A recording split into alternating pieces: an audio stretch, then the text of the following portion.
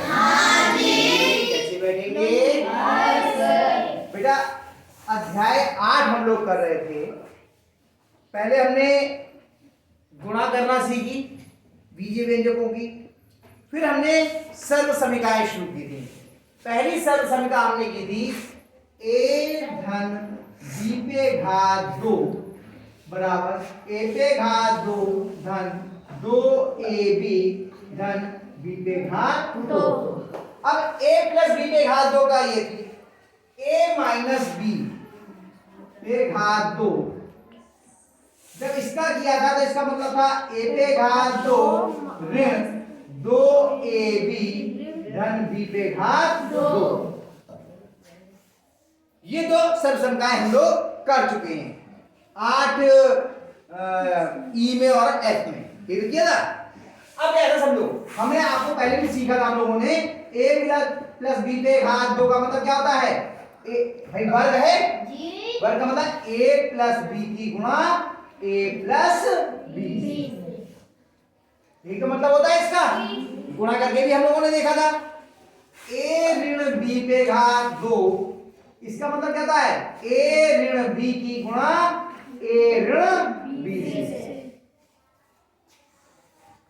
ये देखो a minus b a minus b a plus b a plus b, यही तो था। आज हम लोग एक नई सर्व समीकरण सीखेंगे। क्या है उसमें कि a धन b की गुणा करनी है a ऋण b से। ये दो पद है a और b, एक बार उनका जोड़ है और एक बार उनका अंतर है और इनकी आपस में गुणा करनी है। तो ये गुणनफल कितना आता है?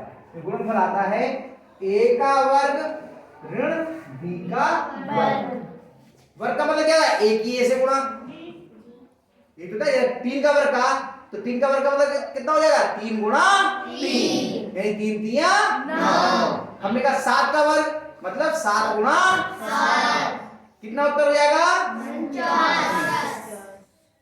तो अगर आपको दो पदों का योग दिया है, उनका अंतर और इनका गुणनफल याद करना है, तो ये पहले पद का वर्ग ऋण दूसरे पद के वर्ग के बराबर होता है। यानी यहां पे जो लिखा है माइनस वाला, समझ में आ रहा है? उदाहरण से और समझ कर लो। हमने लिखा x धन 3 और x ऋण 3, बताओ कितना हो जाएगा ये?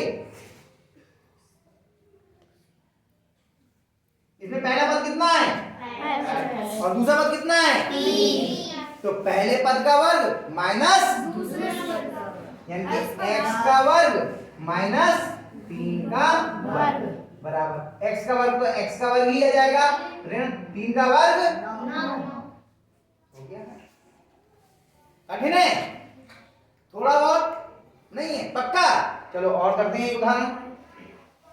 2a धन b और 2a ऋण b, तो बताओ किसका वर्ग होगा? पहला पद इसमें क्या है?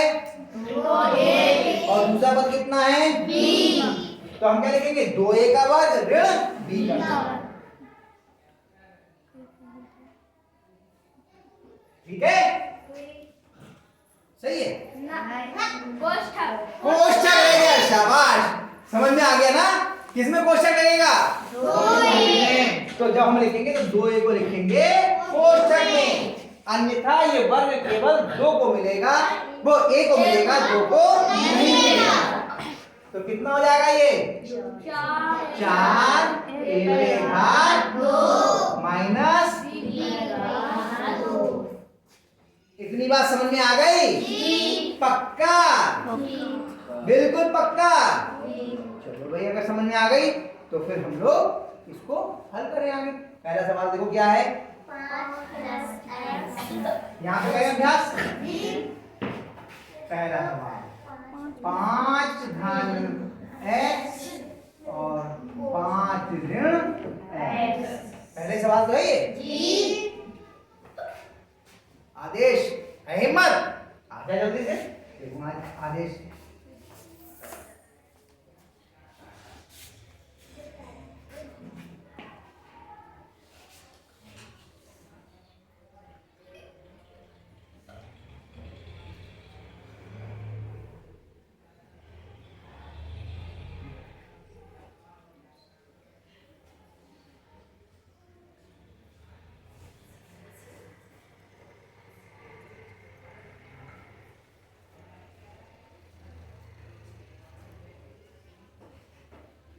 नानी बेटी हंस रही है वहां से बैठे बैठे हैं।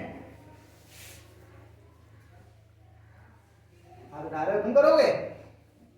कौन करेगा? सही हो रहा है? नहीं हो रहा है? पक्का? आ जाओ विशाल, आ जाओ देखेंगे। बताओ पहले क्या गड़बड़ की ने? घात नहीं लगाई भाई, इसका वर्ग माइनस इसका वर्ग होगा या नहीं होगा? लगाओ जल्दी से लगाओ, लगा लगा लगा। हाँ सही हो गया आप जी? हाँ बराबर। बताओ तुम बताओ कितना आएगा? कोई घबरा नहीं, आराम से घबरा नहीं, क्यों रहे हो? हम ही तो खड़े हैं। हाँ शाबाश, आगे बोलो। माइनस शाबाश, घात पूरा बोलते एक ही बार में, एक ही सांस में।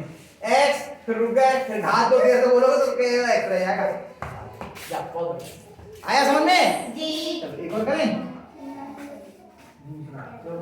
कितना है? दूसरा y 4 y ऋण कौन करेगा? नानी बेटी आ जा, चल ना इससे करो, इससे बहुत करवाए आ जा जल्दी से। इसने बहुत किए हैं, इसने बहुत किए बेटे। अब सिखागा नंबर, चलो इनको गड़बड़ किया तो तुम्हें बुलाएंगे, ठीक?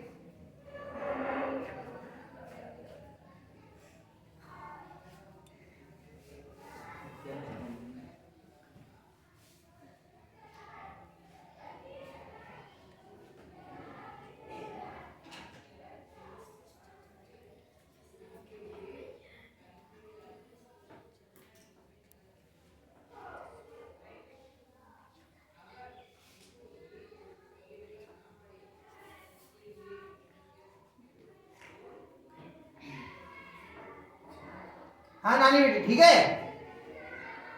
नहीं है? आ जाओ फिर बताओ क्या गलती है। आओ जल्दी से आ जाओ, मालूम है क्या गलती है? तुम आओ, तुम इसके बराबर में कर लेना। आओ यहाँ पे करो, आ जाओ। नहीं सीधे कर दो, दे दो उनको, दे दो करो। तुम दे दो, ये नहीं दे दो, इधर आ जाओ बराबर में लाइन इधर कर दो। यहाँ लाइन है तो तुम अपने हिसाब से करो।